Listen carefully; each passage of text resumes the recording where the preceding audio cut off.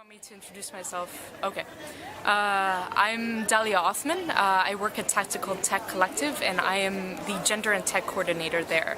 And I think it's really important to find a definition for online harassment. At the moment, there isn't a universal definition, and people use it sort of interchangeably quite a bit to mean different things. And I think that's the first thing that we need to do when we have a conversation about this. I think the most basic definition is that online harassment is basically the intention to harm someone using, whether it's like to cause harm or to cause emotional distress through electronic means. And that's the most, I think, basic definition of online harassment. It's, of course, I use it as a more of an umbrella term to mean different things.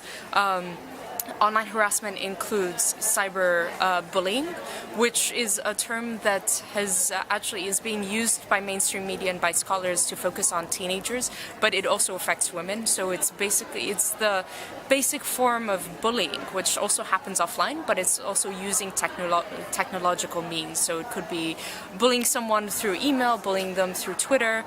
There's also cyber stalking, which is basically following someone or tracking someone through their social media personas or through email, through their private accounts. So it's basically following someone, keeping tabs or knowing where they're going at all times or where they are, and knowing what their actions, what they're doing at the time and at the place. There's also doxing, which is a term. It's short for dropping documents, and documents means personal information like the address or sometimes bank account or credit card number. In the US, they also use social security numbers, which a lot of information is actually attached to their numbers. So it's basically taking those private information and exposing them online, which can put women at risk, especially when their personal address is actually put online and people can know where the woman lives.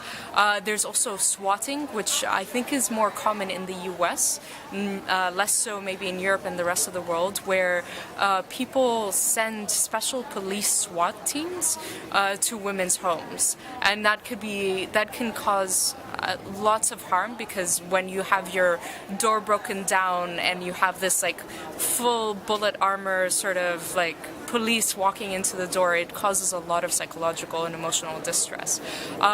There's of course the more basic online harassment, which is the form of harassment, which is the trolling, where you get a lot of hate speech and speech-oriented things like death threats and rape threats or being called certain names, and that's a more like.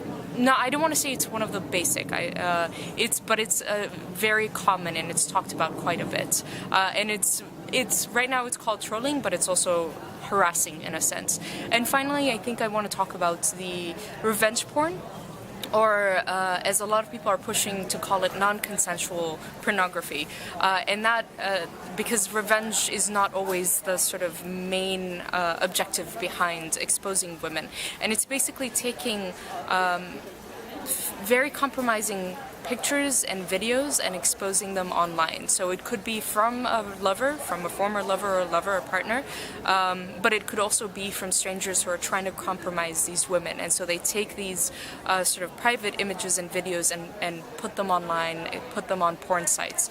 And I think that also, I mean, I don't have to explain how distressing that could be when your private life is actually put online. I think that sort of covers the general sort of different definitions within online harassment. Of course, one last point I want to make is the fact that all of this, I think one important thing beyond the definition is to look at the taxonomy, or look at a spectrum of online harassment. And I think it's looking at it from the sense of like one end where it's speech and content oriented, to the other end where it's behavior and action.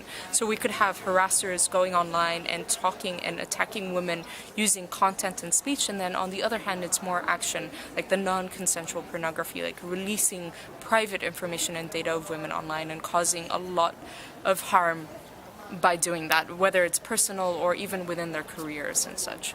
So I think that pretty much covers my definition of online harassment and sort of a taxonomy. That's a tough question. First off, I'm not a lawyer. I have read some of the I've read some writings about the law, and I think there isn't one good legal framework.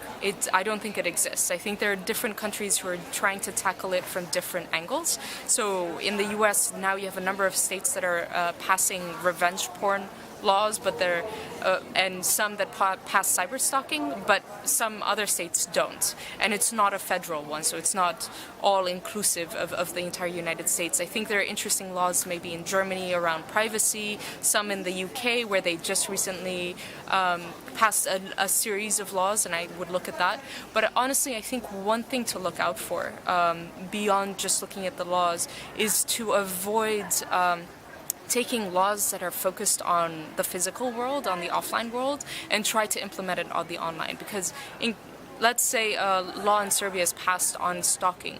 You don't want to take it and just implement it online. You want to sort of look at how the online, how that law can be tweaked to fit what happens online.